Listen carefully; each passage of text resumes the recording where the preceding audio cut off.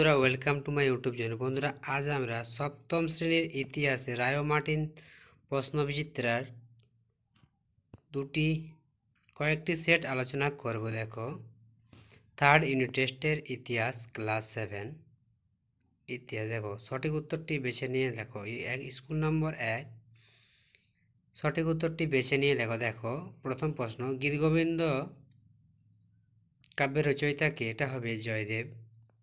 দুইটি, বিক্রমশীল মহাবিহার প্রতিষ্ঠা করেন কি? ধর্মপাল। মাওয়ালিরা ছিলেন এক পদাতিক সৈন্য।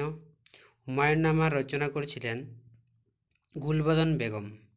পানিপথের প্রথম যুদ্ধ হয়েছিল 1526 খ্রিস্টাব্দে।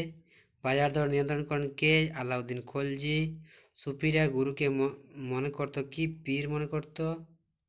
কৃষ্ণদেব রায় কোন বংশের রাজা ছিলেন? তুলুপ বংশের। বেকার সমস্যা সমাধানের জন্য একটি দপ্তর খোলেন, তা কে করেছিল? ফিরোজ শাহ তুগলক। পৌরসভার প্রধানকে কি বলা হয়? পৌর প্রধান। এরপরে দেখো, শূন্যস্থান পূরণ। দক্ষিণ ভারতের ব্রাহ্মণদের জমিদানের ব্যবস্থা কি বলা হয়? ব্রহ্মদেব ব্যবস্থা। ড্যাশ গ্র্যান্ড ট্রাঙ্ক রোড নির্মাণ করেন কে? নির্মাণ করেছিল? শেরশাহ। শিবাজির 8জন মন্ত্রী ছিল, তাদেরকে কি বলা হতো? অষ্টপ্রধান। তানসেন ছিলেন একজন বিখ্যাত সঙ্গীতজ্ঞ। ড্যাশ সংবিধান পৃথিবীর বৃহত্তম সংবিধান? ভারতের সংবিধান। এরপর দেখো, স্তম্ভ মিলার দেখে নাও। একের দাগে ই, দুইয়ের দাগে এ, তিনের দাগে ডি, চারের দাগে বি, পাঁচের দাগে সি।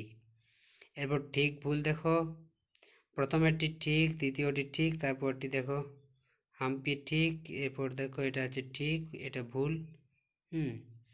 বেমানান শব্দটি লেখো। দেখো, এগুলোর মধ্যে কোনটি আলাদা খুঁজে নিয়ে লেখো। দেখো, পাঁচের দাগের একেরটি, এটা হবে পাঞ্জাব। দেখো, দাগ দেওয়া আছে, এগুলো করবে। এবার দেখো, 6এর দাগের প্রশ্নগুলো, নিচের প্রশ্নগুলোর উত্তর দাও, যে কোনো 10টি। দেখো, মনসবদার কথার অর্থ হলো পদমর্যাদা। খলিফা কাদের বলে?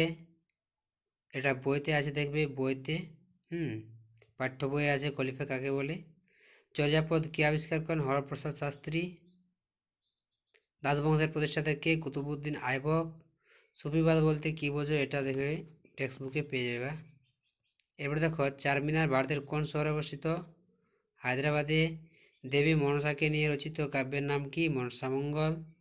সিজদা বলতে কি বোঝো? এটা তোমরা দেখবে পাঠ্য বইয়ে পেয়ে যাবে। ভারতের সংবিধানের জন্য কাকে বলা হয়? Doctor B.R.. আম্বেদকরকে। কে তামার নোট প্রচলন করেন? মোহাম্মদ বিন তুগলক। এরপর আমরা চলে যাই পরের স্কুল, 2 নম্বর স্কুল। দেখো, এখান থেকে সঠিক উত্তরটি বেছে নিয়ে লেখো। দেখো, ব্লক তৈরি হয় অনেকগুলো গ্রাম নিয়ে। নিজেরা নিজেদের মধ্য থেকে শাসন বেছে নেওয়ার পদ্ধতিকে বলা হয় কি? গণতন্ত্র। তিনি শিবাজি বাগনক দিয়ে যাকে হত্যা করেছে তার নাম কি ছিল? আফজল খান। শিবাজির মৃত্যু কত বছর পর মারাঠা শাসন পেশোয়াদের হাতে চলে যায়? 40 বছর পর। ঘরঘরা যুদ্ধে বাবর অন্যতম প্রতিদ্বন্দ্বী ছিল নসরত শাহ। বন্দিগায় জেলখানি শব্দের অর্থ হলো 40 জন বান্দা। ভাগবতের বাংলা অনুবাদ কি? শ্রীকৃষ্ণ বিজয়। পুঙ্গ নামক ঢোল ব্যবহার করার প্রদত্ত কোন নাচের ক্ষেত্রে? এটা মণিপুরী। লক্ষণ সেনের পূর্বসূরি ছিলেন কে? এরা ছিলেন শিবের উপাসক। শ্রীনিবাস ছিলেন সেন যুগের একজন কি? সাহিত্যিক। গভর্নর কথার অর্থ শাসক। পুরন্দরের সন্ধি অনুযায়ী শিবাজি মোগলদের কটি দুর্গ ছেড়ে দিতে বাধ্য হন? 23টি। সুফিরা গুরুকে মনে করত কি? পীর। 12 ভূঁইয়ার অন্যতম ছিলেন কে? চাঁদ রায়। এরপর দেখো কোনটি আলাদা, দেখো দেখে নাও আলাদা। এরপর দেখো ঠিক ভুল আছে, 2-এর জায়গাটি ভুল, 3-এর জায়গাটি ঠিক। তারপরে দেখো একটা বিবৃতি দেওয়া আছে, বিবৃতি দেখো, ব্যাখ্যা 3 উত্তর হবে। এরপর আছে এক কথায় উত্তর দাও। পৃথিবীর সর্ববৃহৎ বৌদ্ধ মন্দিরের নাম কি? বরবুদুর। সোহাবর্দী সম্প্রদায়ের প্রতিষ্ঠাতা কে? শিহাবুদ্দিন সোহাবর্দী। শিহাবুদ্দিন সোহাবর্দী। এরপর দেখো, দশম শিখ গুরুর নাম কি ছিল? গোবিন্দ সিং। ভারতীয় সংবিধান কবে রচিত হয়? 1949 সালের 26শে নভেম্বর। বাংলা ভাষার উৎপত্তি হয়েছিল কোথায়? কৃষ্ণদেব রায় যুগে। কুতুব মিনারের কাজ সমাপ্ত করেছিল ইলতুৎমিশ। এরপর দেখো, শূন্যস্থান পূরণ। বার্ষিক চক্র কাজে লাগানো হতো কোথায়? জল সেচের জন্য। এরপর দেখো, প্রবন্ধ রচনা করে কি? প্রবন্ধ তৈরিকে ধৈ রচনা করেছিল, এটা ধোয়া হয়ে গেছে, ধৈ হবে। তারপরে দেখো বাংলা ভাষার উৎপত্তি হয়েছিল কোথায়? প্রাচীনকালে। আচ্ছা হ্যাঁ, প্রাচীনকালে কুতুব মিনারের কাজ সমাপ্ত হয়েছিল, কে করেছিল? ইলতুৎমিশ।